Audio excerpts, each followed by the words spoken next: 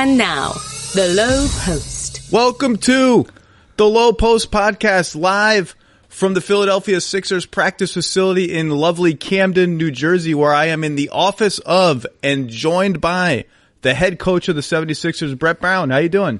Doing great, Zach. Thanks for having me. You're always doing great. I admire people who have such positivity. You know, it's the life that we've lived here in Philadelphia to look back and have the opportunity to come in here and, you know, have a chance to sort of rebuild a program and have it sort of be where it has ended up, where you really have a chance to do something special, I believe. Along that journey, there's been many reasons at times to not sleep at night, but by and large, life is good. Yeah, no kidding. Would you like to have a normal coaching job for like 2 consecutive weeks? Have you had 2 consecutive weeks of normalcy in Philadelphia? No, the answer I think is no. And I think it's a loud, quick no. And whether you, I mean, think about it. Think about sort of, you know, the history of our general managers, you know, from Sam to Brian. I was a fake one for about 3 months. Now we have a former player of mine, an Elton Brand. You know, think about the draft picks from Jaleel to Rookie of the Year, Michael Carter-Williams to, you know, 2 season out Navicular Joel to a season out Ben Simmons to, you know, the situation with Markelle Fultz. It has been completely, and it's all under the roof of Philadelphia, so like it gets looked at. It's been a very atypical sort of 6-year coaching career here. You literally could not make it up. You could not make just the Colangelo and Markelle parts alone. You just couldn't. It would be too ridiculous for a movie. And so, you know, for me, because I think they count I do almost 400 and something interviews a year, you know, from stuff like this to pregame to postgame to shoot-arounds to all that. And you try to string a thread through just being truthful and still protective, because it's not everybody's privilege to know the true ins and outs of everything. And so to be able to be, you know, transparent and candid and honest and still protect programs and people, that's a slippery slope. And me sort of as the primary microphone holder, you know, you take that responsibility seriously. And so live in that world we just, you know, kind of mapped out quick, and we didn't even mention the 10-game season, is the 10-win season. Yeah, 10-win season. I see in my mind I've tried to, but then like just change the verbiage. How far are you under 500 for your career right now? You know, I don't. Is it? Can you get over? How many years of like winning 60 games is it going to take? And it's funny. I honestly don't even know or pay attention, and I feel some of that is a strength where I feel comfortable, you know, just living sort of in whatever season or period of the season or whatever quite well and putting things in perspective. But to your point, I would assume it's a lot. I do not know the true numbers. It's honestly, if you look at the career record of head coaches who have been in the league a long time, if you get up to like a 530 winning percentage, like it doesn't have to be super, not you personally, like if you have a career record of like 530, you're like top 30 all time NBA head coaches. Like if you stick around for a long time. So right. I'm just saying, okay. We have established that you've had a strange tenure in Philadelphia. This is a strange team in the sense that it's after the Tobias and Jimmy trades, which are now 4 months old for Jimmy and like a month for Tobias. You have a brand new team again. Yeah. And you've talked frequently about how you've had 3 different versions of just this season's team.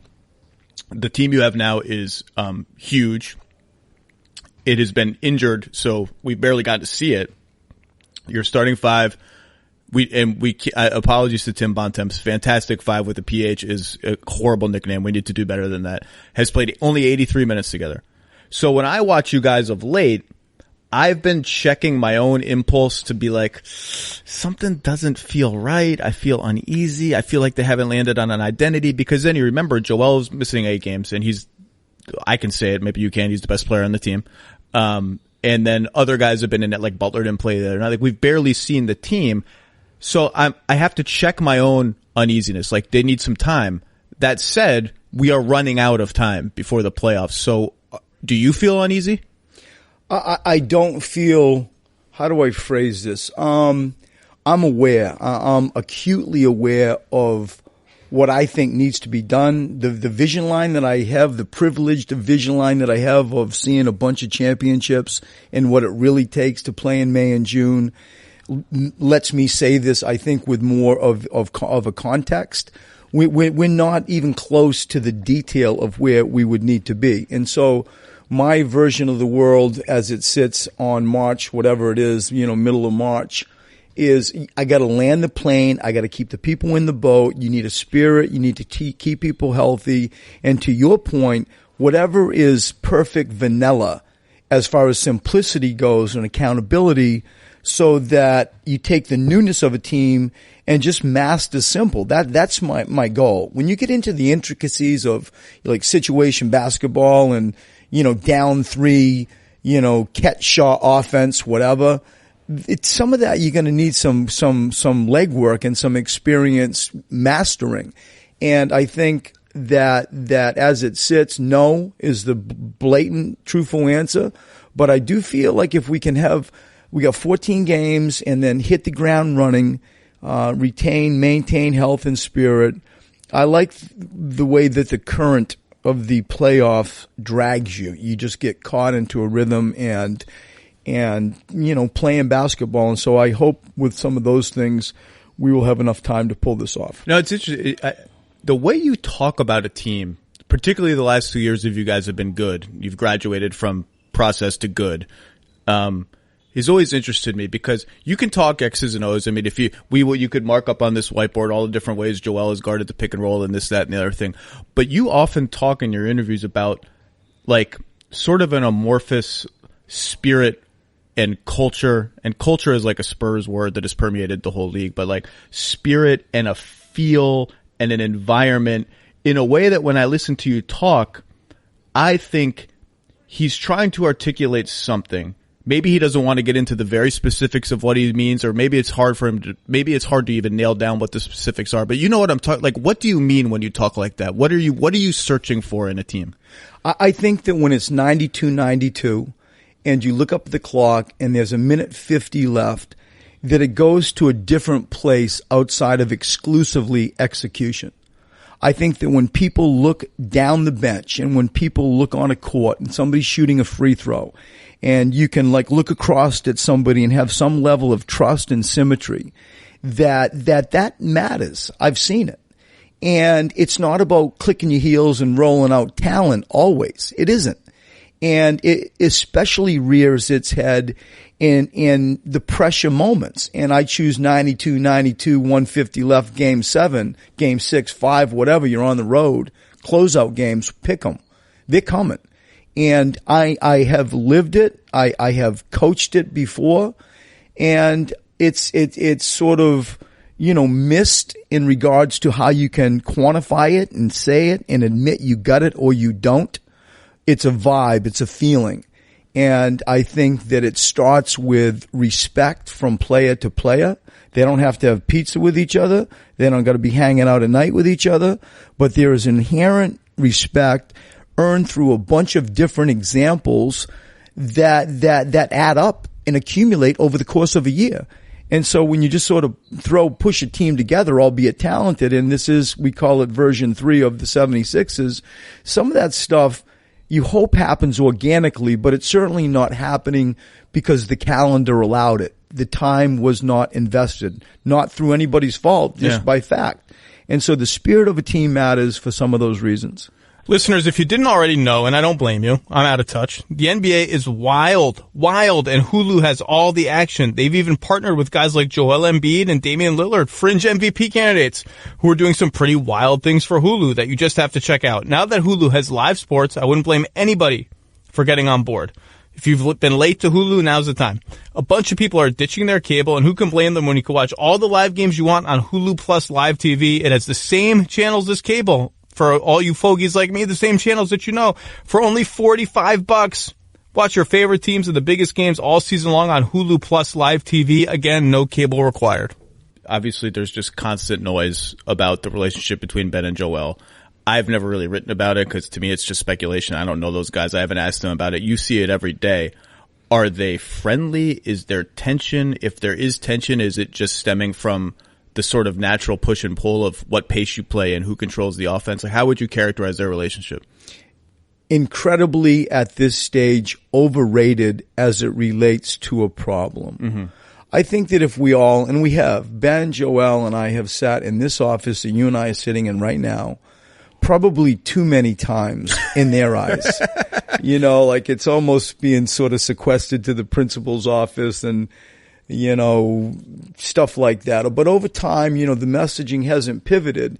And the history that I personally have with Ben and his family, the longevity that I have had with Joel being the longest serving Philadelphia 76ers since we've all been together, enables me to talk to those two as candidly could be.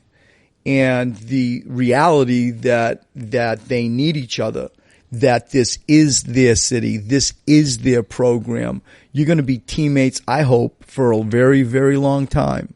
And at some point, that admission needs to rule the day. In the meantime, as I just said to you, Zach, like you don't have to go have pizza with each other every single night or, you know, hang out with each other. That's not it. It's what goes on between the lines. It's respect. It always ends up respect.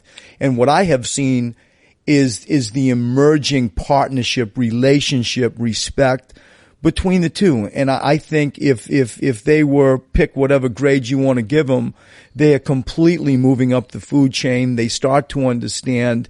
And I think like with the evolving door we've had this year, it's really sort of expedited organically them looking at each other and like, you know, here we still are. Cub's not here and Dario's not here. And, you know, we just got Jimmy Butler and here comes Tobias and, you know, what's coach going to do with play calls and what are we going to do? I think all that stuff organically has even forged a stronger bond. Were there bad times? Were there times where you felt it was getting to a point where you were worried? It was never at that stage. You know, their games are so unique and Ben's especially, you know, a 6'10" point guard that, you know, and it's still going on where people really don't pick up quickly or defend hard. You know, they're sagging off. They're in Joel's lap. How do I space Ben? How do we let Ben, you know, show his strengths and gifts? He's arguably the fastest guard in the NBA. A lot of times he outruns the offense. You know, does it leave Joel in the dust? You know, growing those two in a partnership way was the starting point because initially, you know, it's not like their games entirely complemented each other's. And so that is real, like, and that is growing. And I think to both of their credit, like to see those guys fly across the floor and, you know, fist bump, hip bump like they did the other night. For me, a day ago to look out, 2 days ago to look out and see Joel rebounding for Ben. You know, it's just they're young. People forget that. We're all trying to grow sort of a program under Philadelphia's pressures and expectations. And I'm just so proud of them where they were, which was never terrible, but not great. Right. And not because of anything else for some of the reasons I just said, to a place now where they completely get it. Like they're gonna be teammates for a long time. This is their program and this is their city.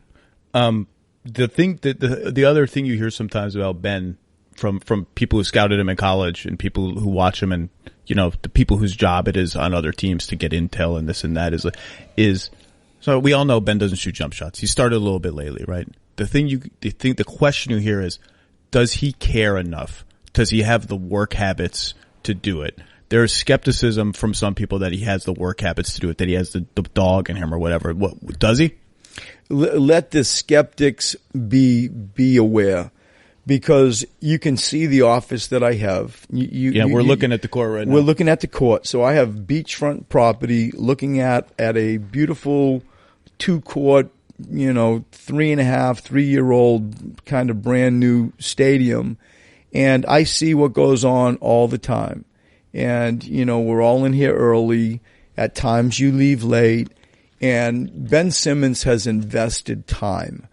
You don't go through what he went through in the playoffs and had to deal with, the way the Celtics defended him, or some people throughout the course of the year would try to foul him and put him to the free throw line without a level of concern. He's prideful. He's always had success. And for the first time, under a very large sort of microscope and audience, somebody game planned and we had seen it, and it was just in a profile environment. And so that's his last memory going into the summer.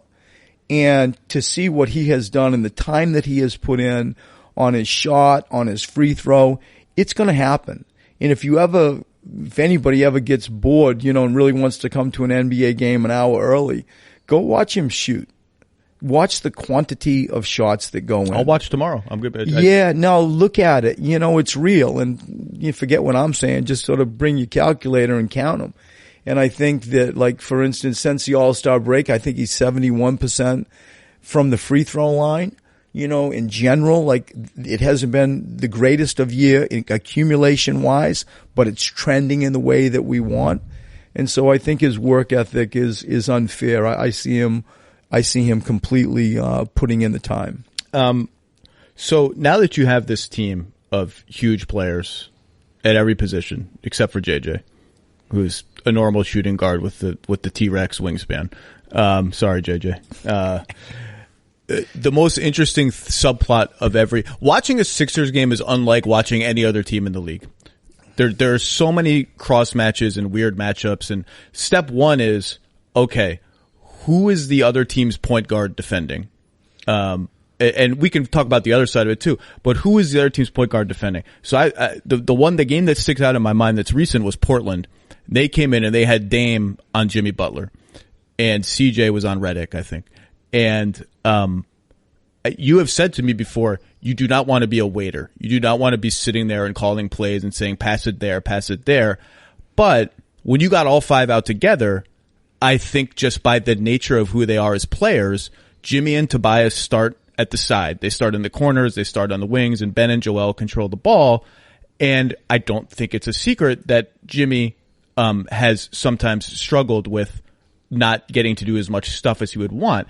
And I watched that game and I was like, that's an opportunity to post up Jimmy, who's a decent post player, against a point guard.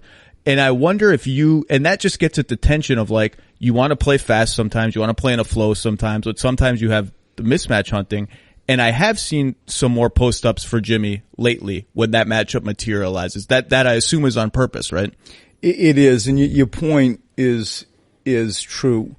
And although, you don't want to, slow it up every time and, call a play and just try to force a mismatch, there is a large portion of playoff games, especially, in the last period of playoff games, where you have to do that.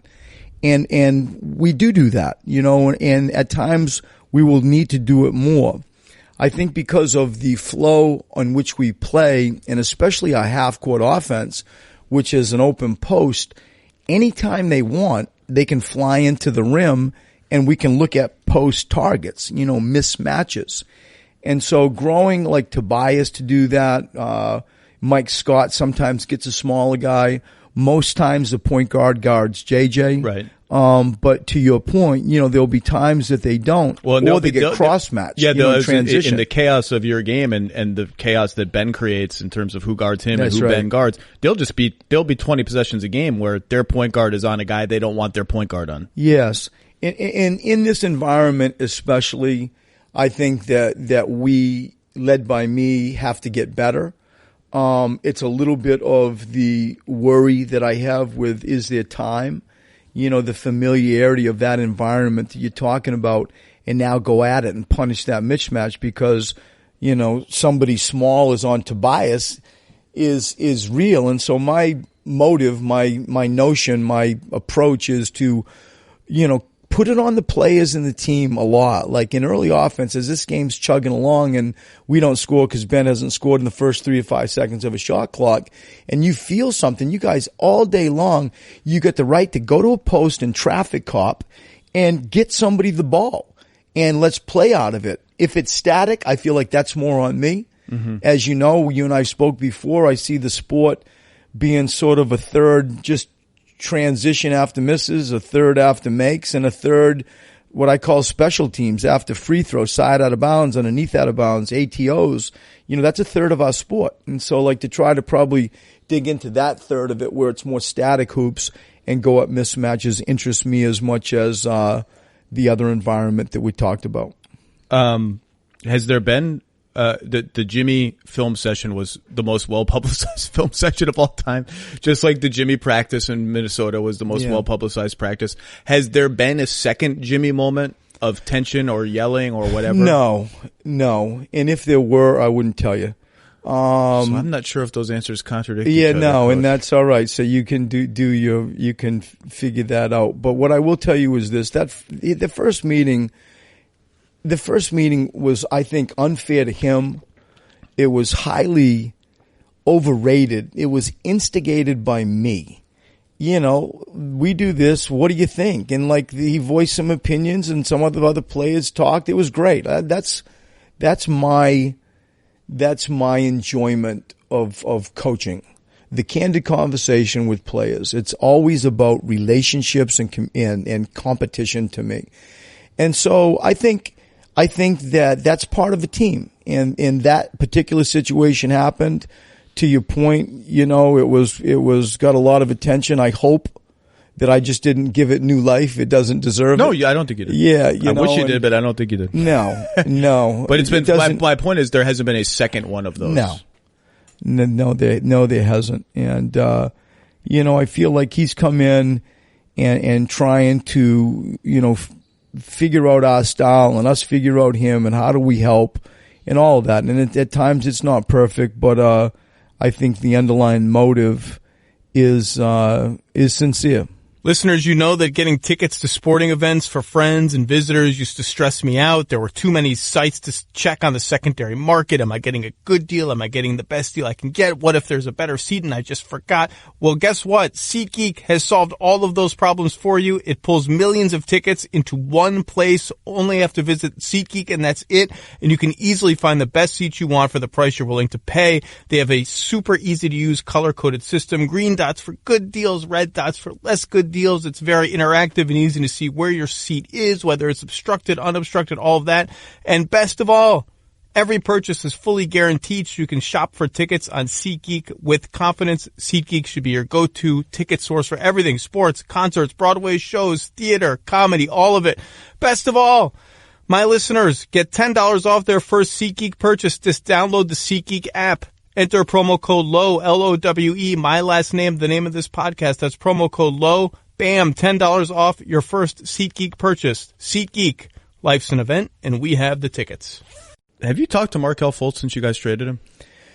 I hit him with a text and wished him well, but in relation to talking to him after that, I have not. Have you come? We're a month. He's now a member of the Orlando Magic. It's been a month since that is a thing. I don't want to go through the history of the transaction and all of that. It's obviously a big moment for the Sixers that didn't go as planned.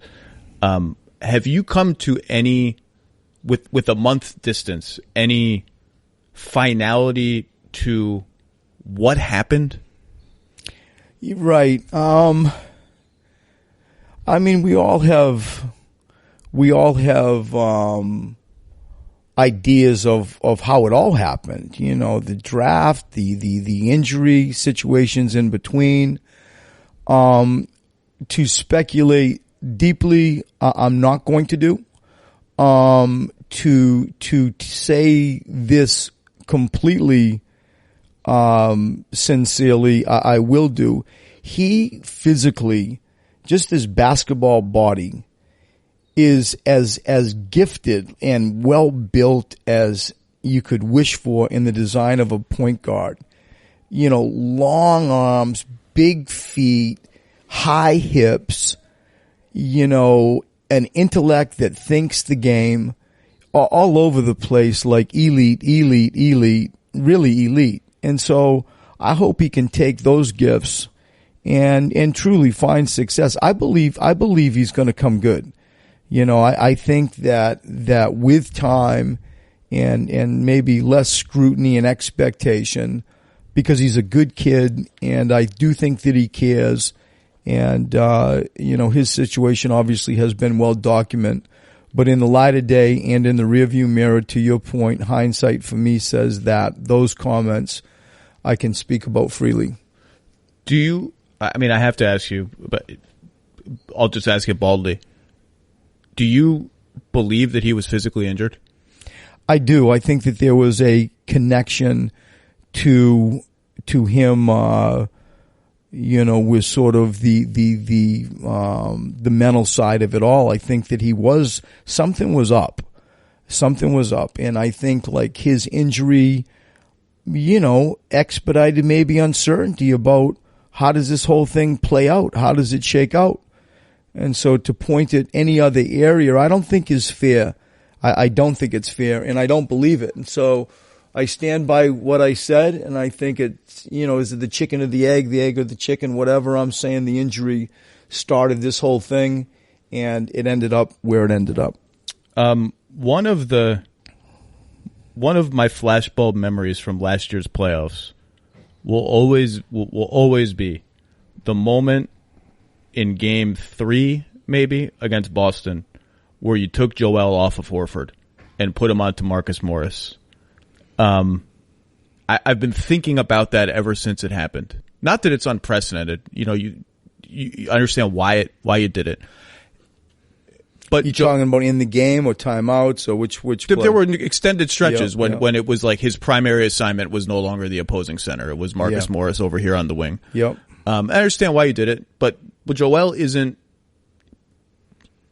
Joel isn't a plotting center who is considered a liability. That the minute you face a shooting five like Al Horford, you're like, oh my God, we got to do something about it. Joel's a defensive player of the year candidate. It was jarring to see a coach.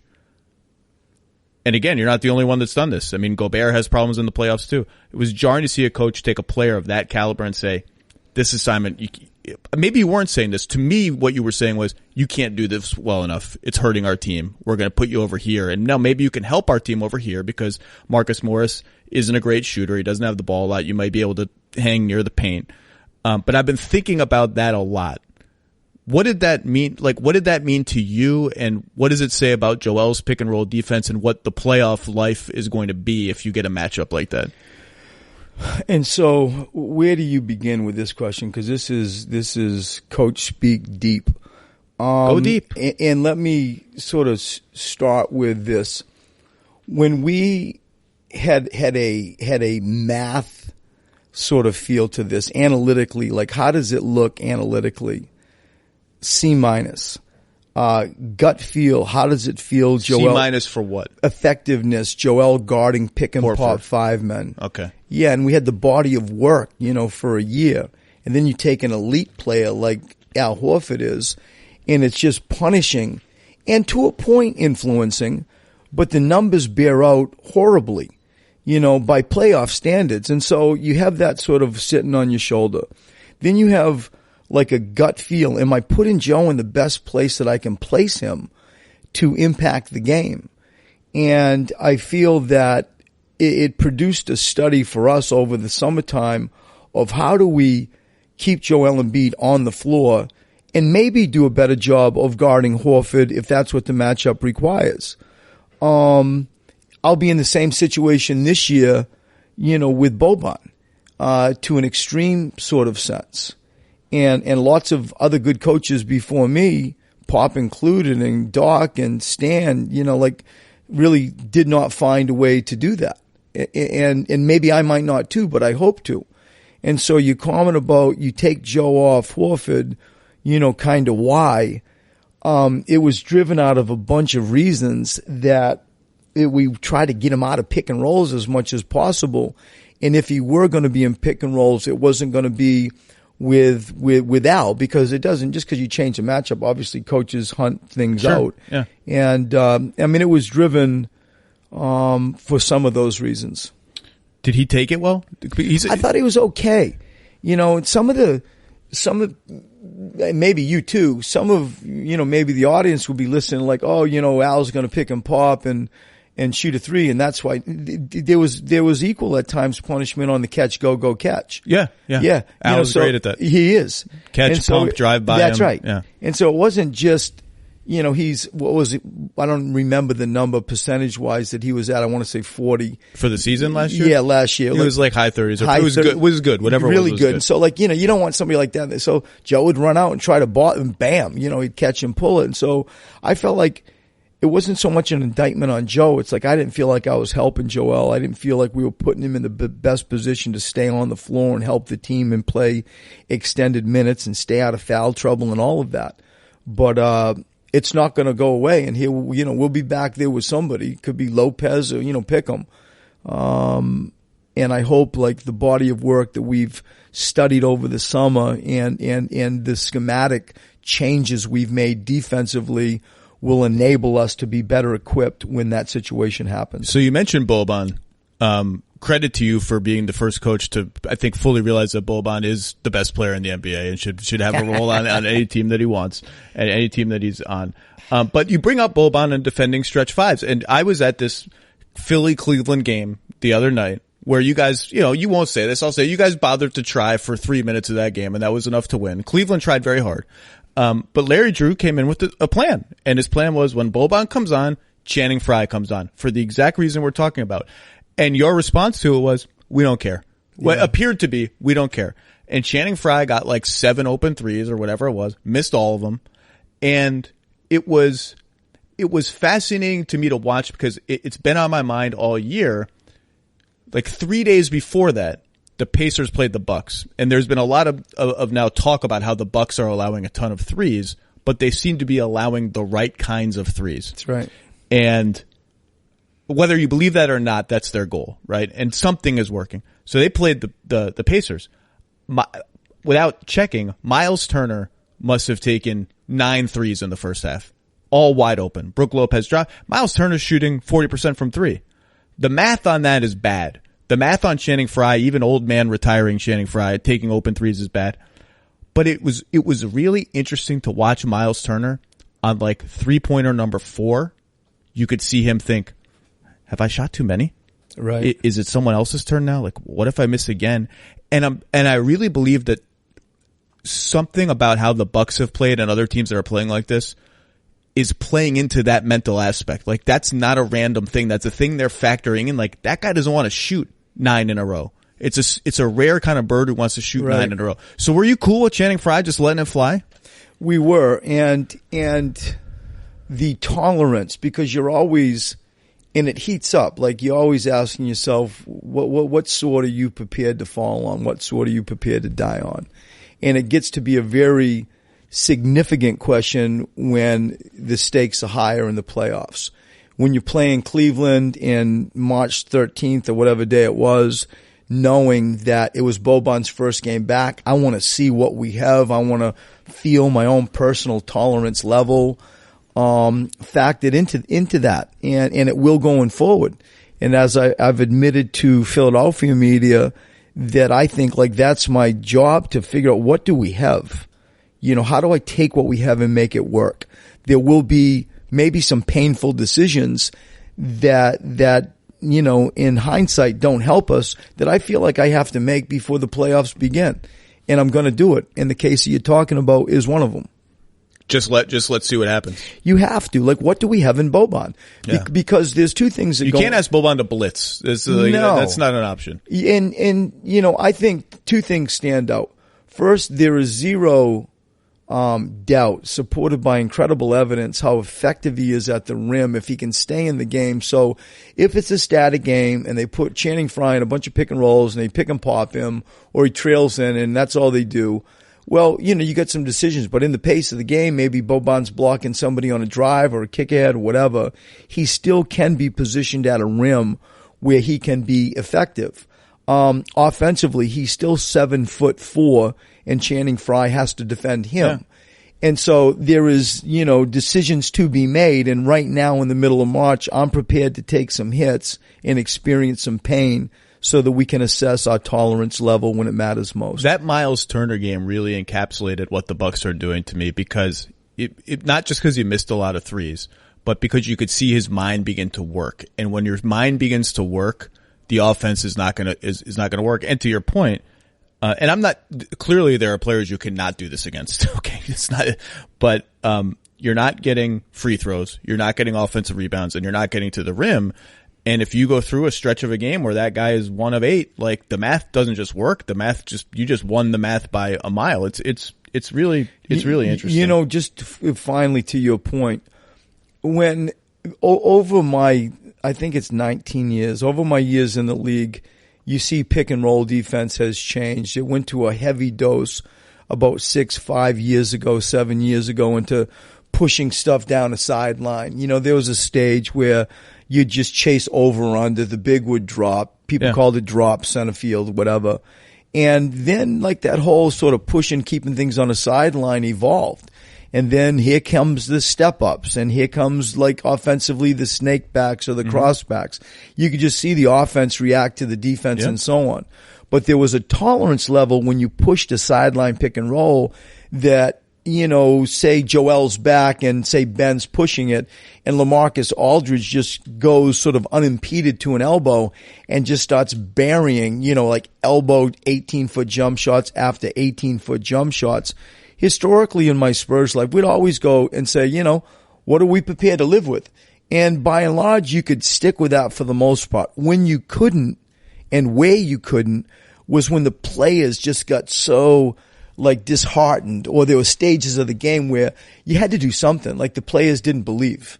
It just repetitively happened, and you felt as a coach, you better change this. Like the spirit of the team, you can just feel. That's so fascinating, because I was talking about about this with someone the other day. Like the battle between math and humans comes right there when you have a game plan that the math says is a good game plan, and for 4 possessions in a row you lose the math, but the math still says, well, we don't change.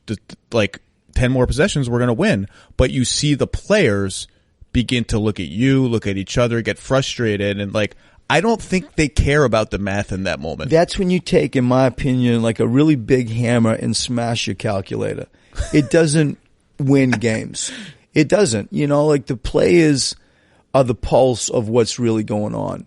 And I think it's important for the coach, and you say this in scouting reports or halftime, whatever, do not overreact, right? There's a stage where I got you, like maybe we do have to change, but do not get tricked quickly.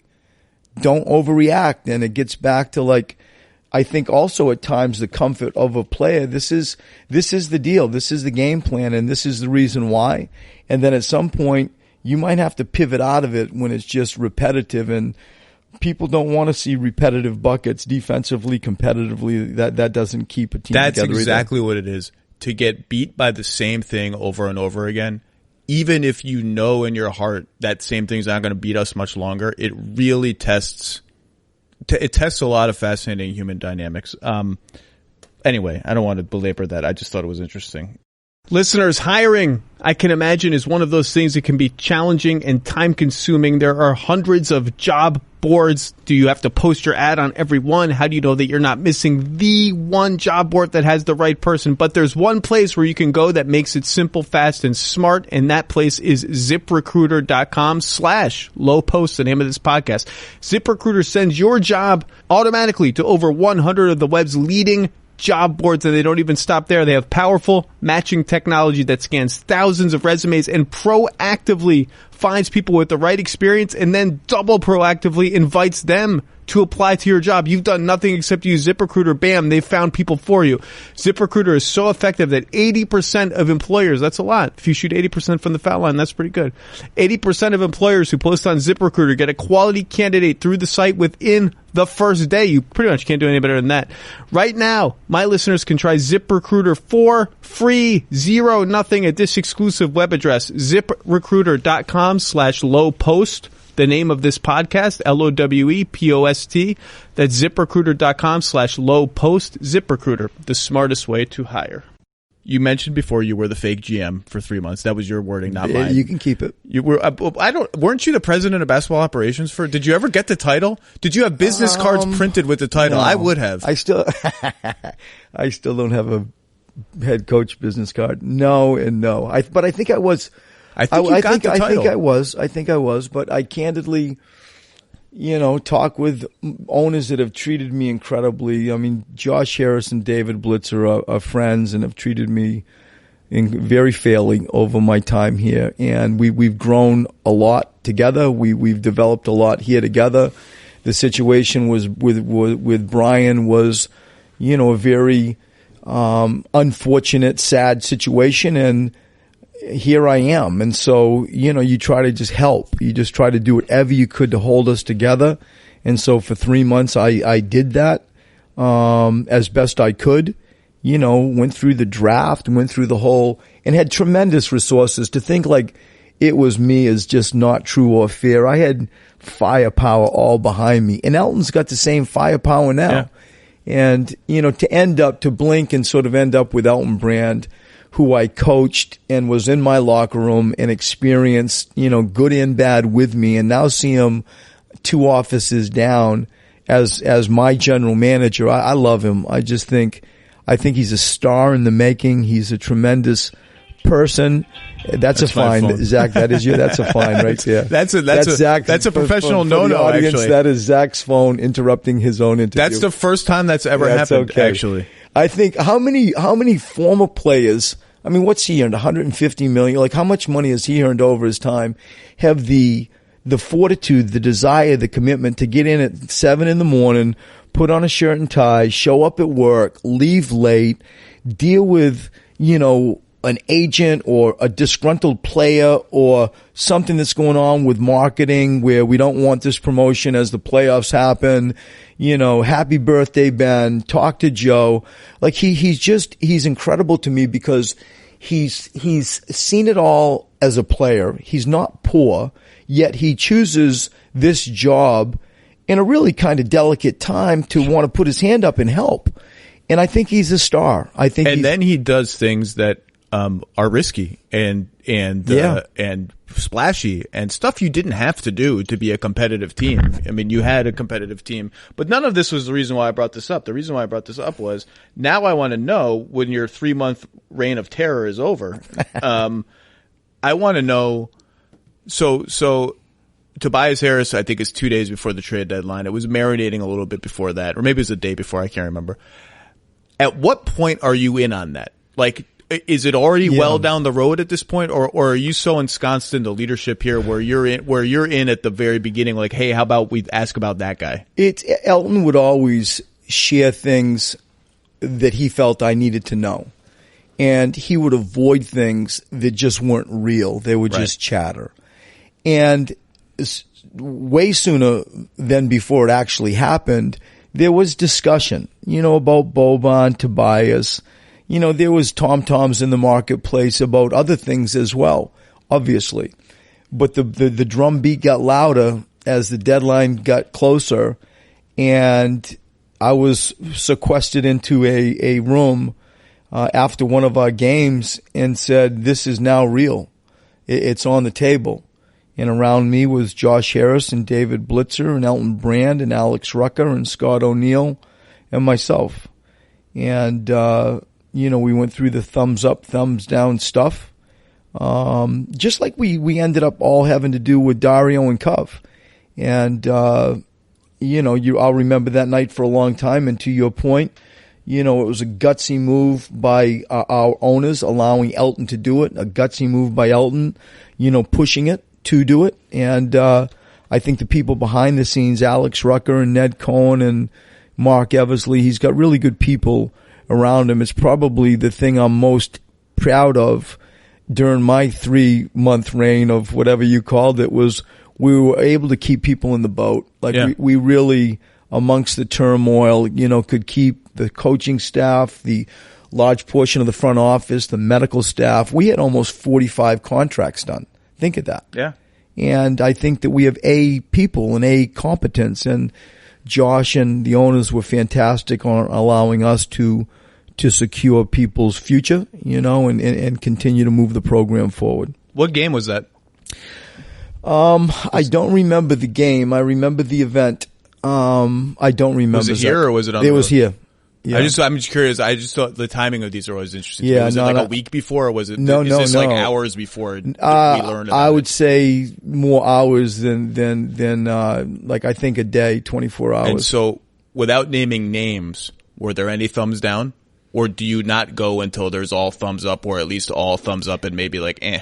I mean, at the end of the day, Josh and Blitz rule the day. Sure, you know? I know who's making the final call. Right. Was there one guy in the room saying no? Thumb up, thumb up. I mean, It comes with tremendous, thought and research and, the assets you give up. We've all worked hard to accumulate over our years. And so it's not, discussed lightly. There's tremendous thought. But at the end of the day, it was a unanimous thumbs up. You've mentioned Brian Colangelo a few times. That makes me think that you still have the same kind of relationship or level of affection for him that you did before, whatever that level was. Have you talked to him lately? I texted him after it happened, and I have not. He went on his way and now trying to rebuild his own career and move forward. I do appreciate the time that he came in here and spent with us. I had a long talks with Jerry, his dad, about everything. And, Jerry, because of USA Basketball and him being such a fan of pop, he and I connected quite quickly. But in the meantime, I look back at that situation with Brian and wish him well. He certainly has tremendous value. He's good and smart at what he does. And just to see how it played out here in Philadelphia was an incredibly unfortunate situation. Is the first you hear of that when the Ringer emails and said, "Hey, we have this," and then it just filters through the organization like, "Uh-oh." I think so. I don't really remember when I first heard of it. As I remember, it coming out into the marketplace, I think our guys were doing some pre-draft stuff at one of the workouts. But, like so much stuff comes out, you don't know what's accurate and what isn't accurate. But I do remember, when it was printed and became public, that your first reaction was, is it true? Then you started thinking about your players and thinking about Brian and his family. He's got a great family. Mattia, his son, plays for the University of Chicago. He's got a daughter going to Villanova, and they're a good family. And so you just hope everything is settled in okay for them. Yeah, no, it was obviously a crazy and sad story. Playoffs are coming up soon. I think there are Sixers fans who say we think Brett's good. We don't quite know what we have in him yet because his first X years here were just a wash in terms of the on-court result not really mattering. Last year, I think, was the first year you came under some scrutiny in a playoff series against Boston when Brad Stevens, what a great job Brad did, blah, blah. Is Brett going to respond? Is he up to this? And now, of course, Brad has come under scrutiny this year for the first time. It's funny how the way that works. But do you as a coach feel pressure to hey, yeah, I mean, the owners have come out and said, we got big expectations here. I mean, do you feel the pressure for yourself personally? I feel and I mean this isn't offered with anything else but sort of a direct answer to your question. I feel a responsibility and I feel an opportunity. I think the pressure word for me quickly is displaced by those two words. I'm not young anymore. I'm not, and like you see the world differently. And, my focus is on trying to take what we have and just do the best you can to win, and get it into the playoffs and win in the playoffs. And the city of Philadelphia, it's a rough city for sure. But I actually, in a very sadistic way, I like the fight. I like the blue collar side of stuff. I'm in the city all summer with my son at AAU events and playgrounds and gyms that nobody has heard of. And stuff that interests me. There's a part of Philadelphia that interests me. And so this thing will play out as it will play out. And I sleep at night just fine.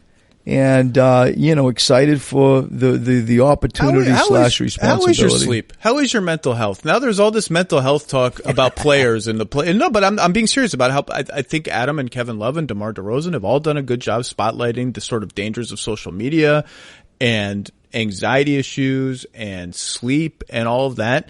We don't hear about it with coaches as much. Do you sleep enough? I don't probably sleep as much as I should. Some of it is because there's stuff on your mind. Of course. Yeah, and it could be anything from anything and so on. But I think what never, and I mean this, what never is on my mind is, you better get this right, or life isn't as good as it used to be. That's never how I think. That's never how I think. It's always about how do you really help the players. How do you help them? How do you help your staff? And that sort of, that mentality has served me well since I have been here. Only, however many months ago, there was great scrutiny and recommendation to me. Like, you can't come out last year in the preseason and say our goal is to make the playoffs. Now think about that. And I felt like a coward if I didn't say, you serious? Like, my goal is to make the playoffs. And then all of a sudden we started winning, and then we got Ersan and Marco. Then we won 16 games in a row. And, now we want the third seed, and now we're going to play in the Eastern Conference Championship, and we lose to Boston. And, it's a big, for me too, a negative. And was the season successful? And you're reminded of how fast this thing has changed. It really has moved quick. And so now this year, we do the trades, we get the players, and the expectations are fair. In many ways, the talent would suggest that we can be amongst the Eastern Conference big boys, the elite. And so do we have time? Well, we'll find out, won't we? But I feel like, to your point about, sleeping and, mental health, I'm great. I love my job. I love coming into this office. I love seeing the players. And I'm very grateful that I have the people, the staff, Elton, around me to help me, because we all need a little bit of help. Well, dating to the Hinkie regime in your early days here, you guys were toward the top of the curve or ahead of the curve in the monitoring the biological stuff. How much water are people drinking? Yeah. What's the workload going to be? Blah, blah.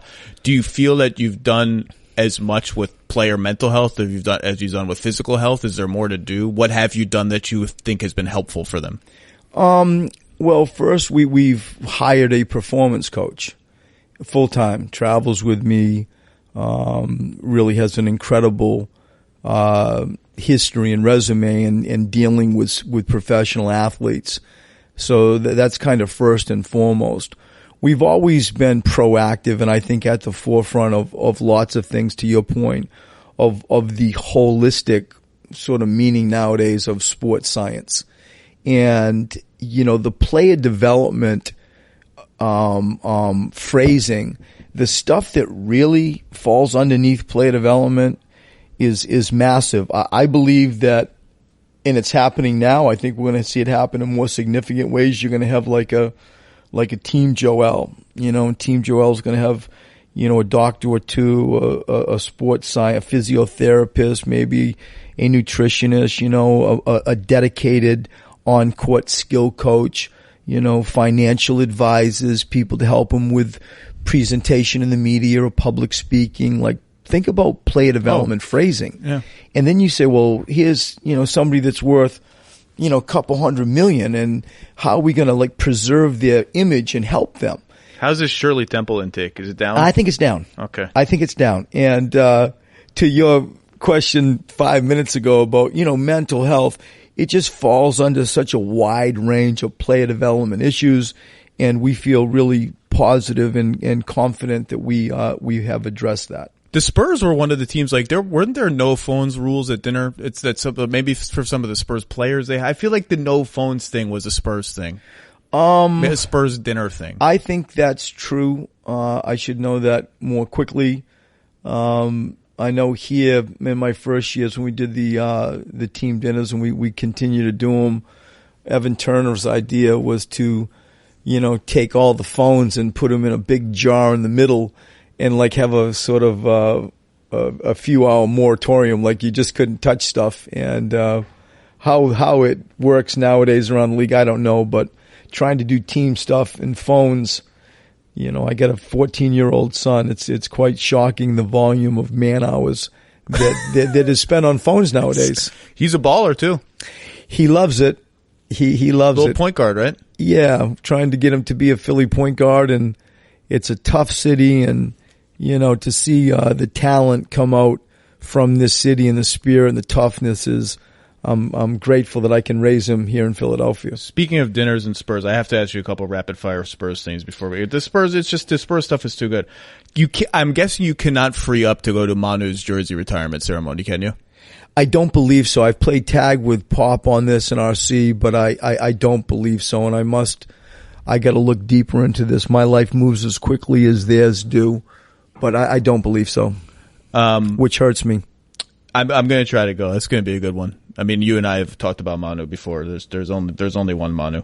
What are your memories that this almost mythic dinner that it's become mythic almost in NBA history at Il Gabbiano, the night after the Spurs lose the Ray Allen game 6, the most heartbreaking loss I think a team has had.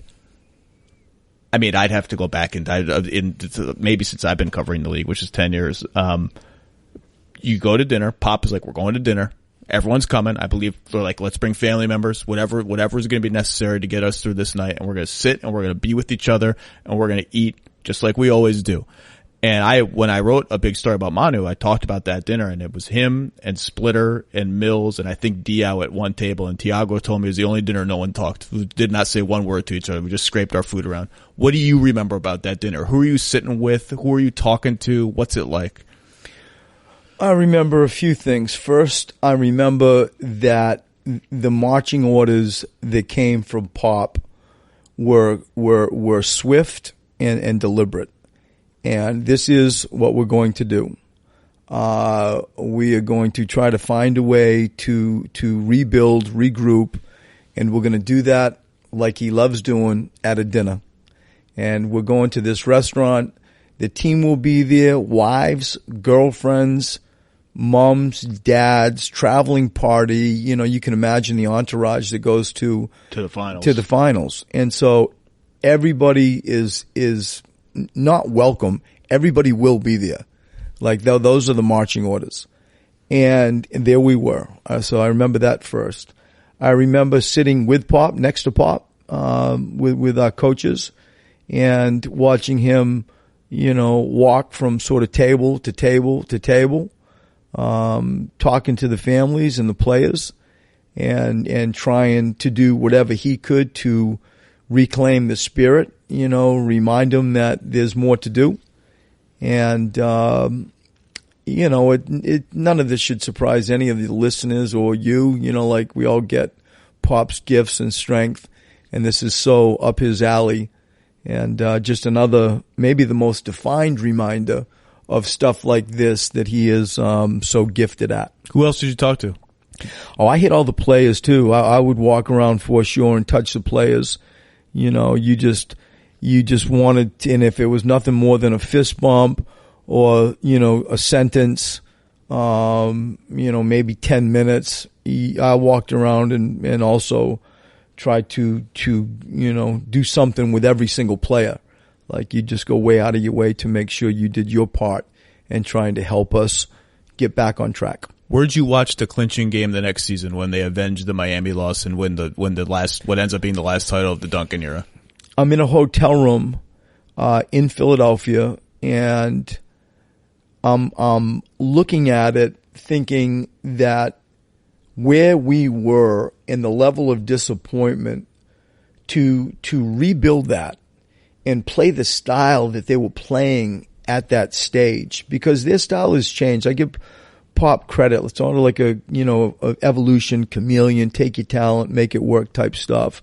They played a style that I don't think the league has seen for a while now. The thing, I call it popcorn. It influenced me, like we try to do it as much as we can with it. Tiago and Boris and everybody. They're all passing and sharing and moving and cutting. And really, as I remember it, I think they could have swept the series. Like really, I don't remember what it ended up. The series 4-1. 4-1, yeah. It could have been a sweep. And to remember like how that season was lost, because I still remember Mono going to the line. We're up 5 with 26 seconds left, and I couldn't even look at Pop. I'm like, we're gonna win. We're gonna beat LeBron, Dwayne, and Bosh. We're gonna win another championship. And I get goosebumps even sharing that again with you. I think we've already talked about this, and it doesn't get old. And he splits 3-ball, the whole thing. We get how it ended up. To think like the summer would have stunk. To have that end your basketball season, that's when it does stink. That's when it's rough to sleep. I don't care what anybody says. That would have been a terrible summer. It was for me, and I wasn't even coaching the team. I had a new job, or really, learned in August that I had a new job with Philadelphia. And so to see what they did, him as a coach, them as an organization, for sure Manu and all the players, Timmy and Tony and all that's as spectacular a mental toughness turnaround and a statement that they made as I can think of. Do you FaceTime yourself into the locker room celebration or anything? I feel like, that was your first year away after so many years with the Spurs. You know everybody there. I feel like someone should FaceTime you so you can watch the champagne. I don't remember if it was FaceTime. There was definitely communication and certainly texts. And, from afar, you let it play out, and then you sort of come after a few days. But, to your point, it was an incredible statement, a statement of strength, fortitude, perseverance. Use words, whatever you want. Like, they didn't go away. They didn't cry about it. They didn't roll over. They got it out of their way over the summertime and then just jumped back into this thing in an incredible way and ended in the most glorious of fashions. It is interesting to think about. Spurs lose in the first round of 2009. Manu's hurt. You lose to Dallas. 2010, you get swept by the Suns. How about that? 2011, you lose the 1-8 series to Memphis. Manu's hurt again. Yeah. And those 3 in a row, the end of that was the first time people thought, maybe it's over. Yeah. Maybe that's it for the Spurs. Then the next year is the lockout year. I believe you get the 1 seed, lose to Oklahoma City. But that year was, okay, it's not it for the Spurs. You won 20 games in a row, I think, that year. And then Kawhi changes everything, 13-14, it goes on and on. After that 11 series against Memphis, which is Shane Battier hitting threes, all this, did you maybe think it was over? Did people within the team worry that maybe the run's out? I mean, if the version of over equals you don't have what it takes to win a championship. Yeah, maybe we're just a run-of-the-mill good team. I didn't really feel that. I really didn't feel that. I was so spoiled. 3 out of my first 4 years, you come in like you're winning championships. Think about that. That's pretty good. That's pretty good. And, you think, well, this is wonderful. You got Duncan and Robinson, and Timmy retires, and you're still doing it. And I think, like, we were also confident, I think, in the system, in the program, and in Pop and Timmy and Tony Mano, that NRC was amazing, like putting pieces around it. I would be not telling the truth if I felt like, oh, it's over. I didn't. Like, it still shocks me that they're as good as they are even now. It's quite an incredible sporting longevity that they have lived. Yeah, I picked them to miss the playoffs, and I will be wrong about that. And many people warned me, don't do that. They're the Spurs. And that's, then DeJounte got hurt, and I was like, oh, now I feel very confident. Of course, I'm wrong. Someone told me to ask you this. Someone from the Spurs, extended Spurs family said, ask Brett about, alleged wrestling matches with Don Newman that happened after a Pop coaches meeting. What in the hell is that about? The late Don Newman. Yeah, wrestling. The late Don Newman was a good man. He really, an interesting story. I mean, he played in the CFL. He played in the CBA for George Karl, the old CBA. So he's a professional football player for the Canadian Football League. I remember somebody dug in and played for a second with the Jets. I mean, somebody dug in that deep and showed him returning a punt return in a preseason game. That Pop was masterful at going back into the archives and finding video of either me in high school or Don Newman returning a punt, again. You played for your dad in high school, right? I did. Yeah. I played for my dad and then Coach Patino. But to your point, so New was like an athlete and a fullback, and, Louisiana hard. He was just strong, and there would often be wrestling matches, that would just be out of fun, some out of frustration. Sometimes you'd have, maybe too long of a dinner, and it would be fun. But he was him against you? Against the players? No, I would need help. Sometimes it would be against a player. Sometimes it would be against a few people on the staff. Sometimes Pop never got involved in this, did he? As I remember it, no, but it wouldn't have surprised me. Some at 2 a.m, so. Pop is gonna throw in some Ric Flair dirty tricks if he ever gets involved in like some eye gouges. He's not gonna be above that. What player? Oh, I don't really remember all of it. I mean, I was with him, I think, for 6 years.